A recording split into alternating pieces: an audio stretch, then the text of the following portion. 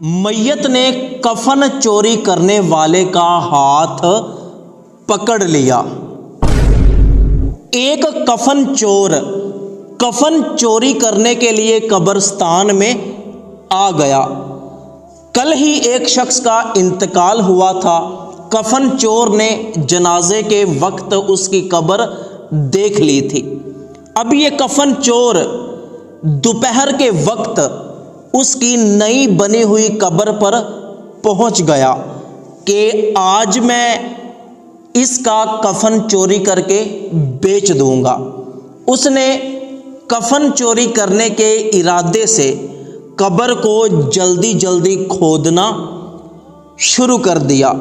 اسے ڈر بھی تھا کہ کہیں کوئی قبرستان میں نہ آ جائے۔ وہ ادھر ادھر بھی دیکھتا رہا۔ جلدی جلدی وہ قبر کو کھودنے لگا تاکہ کفن چوری کر سکے۔ جب اس نے مکمل قبر کھود لی، پھر اس نے قبر کی سلیبیں ہٹائیں۔ جب قبر کے اندر پڑا ہوا مردہ نظر آیا تو وہ اس کے کفن کے اوپر گری ہوئی مٹی کو سائیڈ پر کرنے لگا تو اسی وقت میت نے کفن سے ہاتھ نکال کر کفن چور کا ہاتھ پکڑ لیا۔ کفن چور ڈر گیا، اس کے پیروں کے نیچے سے زمین ہی نکل گئی کہ یہ کیا ہوا، میت زندہ ہو گئی۔ اور وہ اپنے ہاتھ کو چھڑانے لگا، کھینچنے لگا، لیکن مرنے والے نے اس کا ہاتھ نہیں چھوڑا۔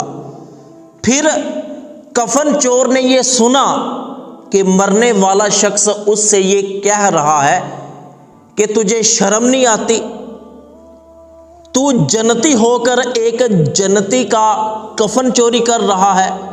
تو چور نے کہا میں تو کفن چور ہوں، تو مر گیا تو نیک انسان تھا، تو جنتی ہے، میں تو ایک کفن چور ہوں، میں کیسے جنتی ہو گیا؟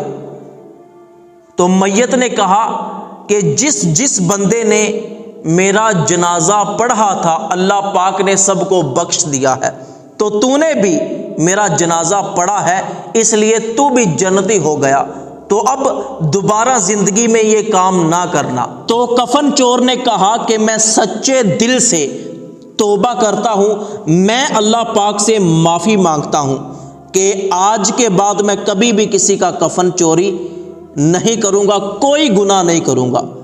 تو اس کے بعد اس کفن چور نے اسی طرح اس کا ہاتھ کفن کے اندر رکھ کر اس کے اوپر مٹی ڈالنا شروع کر دی۔ تو دوستو حدیث مبارکہ میں آتا ہے کہ ہر مسلمان کا جنازہ پڑھو، اس لیے کہ اگر مرنے والا نیک ہوگا تو جنازہ پڑھنے والوں کی اس کے طفیل بخشش ہو جائے گی، اور اگر مرنے والا نیک نہیں ہوگا تو جتنے لوگ جنازہ پڑھنے کے لیے آئیں گے تو ان میں سے اگر کوئی نیک بندہ ہوگا تو اس نیک بندے کے طفیل میت کی بخشش ہو جائے گی۔ تو اللہ پاک سے دعا ہے کہ اللہ پاک تمام مرحومین کی بخشش فرمائے اور ہمیں صراط مستقیم پر چلنے کی توفیق عطا فرمائے۔